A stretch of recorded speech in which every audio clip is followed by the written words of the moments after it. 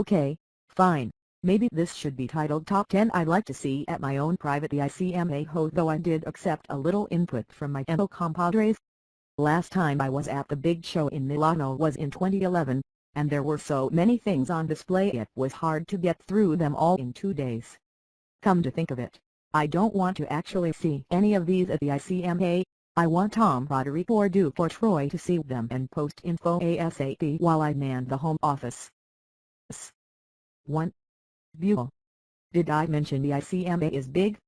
Here's a list of exhibitors for the doubters. One that's missing is Eric Buell Racing, which went belly up recently after a financial falling out with its Indian partner Hero. Not to worry, however.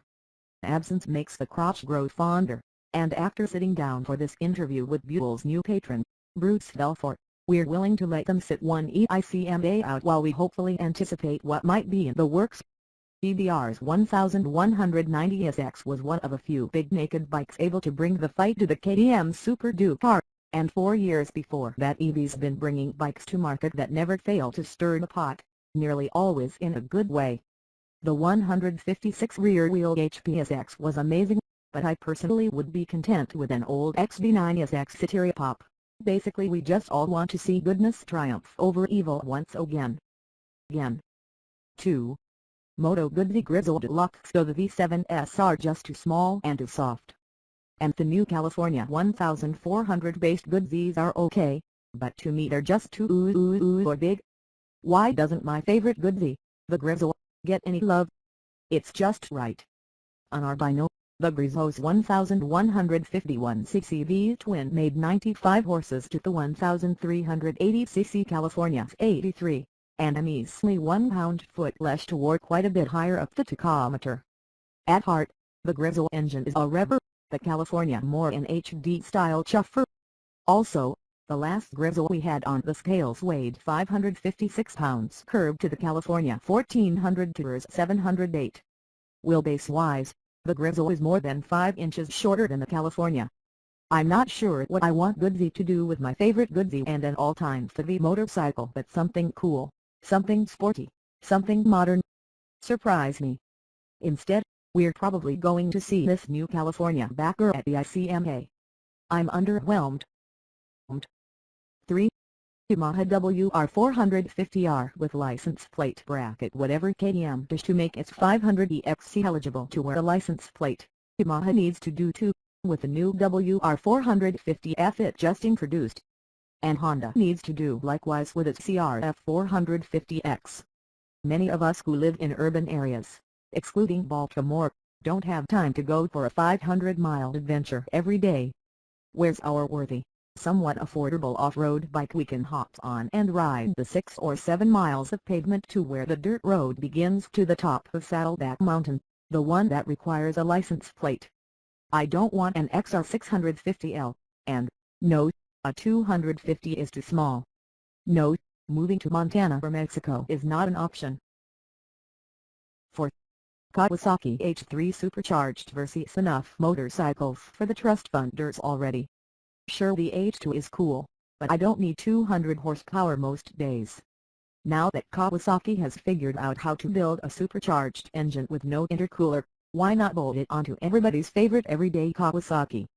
The last Versys 650 we tested very nicely upgraded for 2014 made 55 horses at 8200 RPM. 50% more power and a big bump into work off idle from a pressurized version sounds about right, and I'd be willing to pay, well, I mean if I ever paid for anything, an extra $2K for the exclusivity. $9,999 seems reasonable to me. And while you're moving things around to make the supercharger fit, you may as well add a Honda NC700X storage compartment up top there. And heated grips and cruise control. 5. Victory Octane Polaris Indian Scout is our current motorcycle of the year in large part due to its excellent 83 final jet horsepower V-twin, among other things. Now that sister company Victory is allowed to move in a less traditional direction, why not drop a version of the modern 1131cc V-twin into something more sporty and extract a few more HP?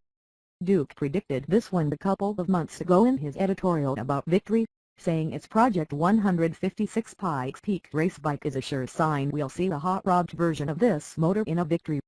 How many General Motors vehicles were powered by the small block Chevrolet? We were expecting a Sport Scout from Indian, but it sounds like it's coming from Victory, and will probably be named Octane. This one I didn't even have to make up. It'll be at the EICMA November 16th. 6. KTM FreeRide E-XC. I'm highly suggestible to all the great videos KTM uses to market these things.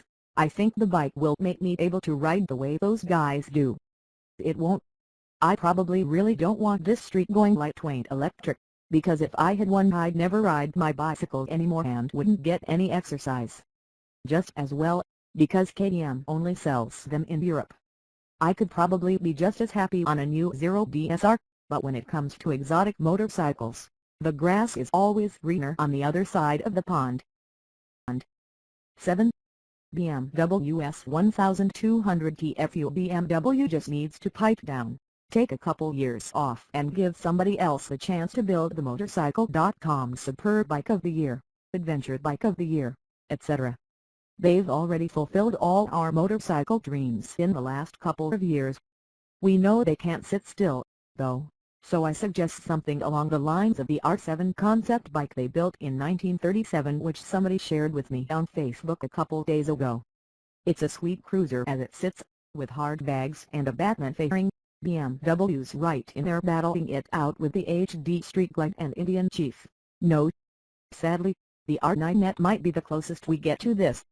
BMW's EICMA announcement might be only its new entry-level single, the G310. 8. Suzuki RG500 22nd Anniversary Schwantz Special Edition. This one's for Trizzle Ciahane, who innocently said, maybe a cool new Suzuki will show up. Yes, and maybe monkeys will, never mind. If anybody's in need of a little corporate identity at this point, it's Suzuki. Hats off to them for jumping back into Moto and for doing surprisingly well in their first season back. They Junior won the Moto title for Suzuki in 2000, but the one everybody remembers is Kevin Schwantz and the RG500 way back in '93. What better way to celebrate than with a 21st century square for two-stroke? The snowmobilers and outboard motor people have been making clean burn strokers for years now. All the same guys who snapped up the RC213 VSS and H2Rs would have to have one, and Suzuki might even have the decency to build a stripper version for the rest of us. Fine, it's not going to happen. But there is a new GSX-R 1000 on the way for 2017 according to numerous insiders. 9.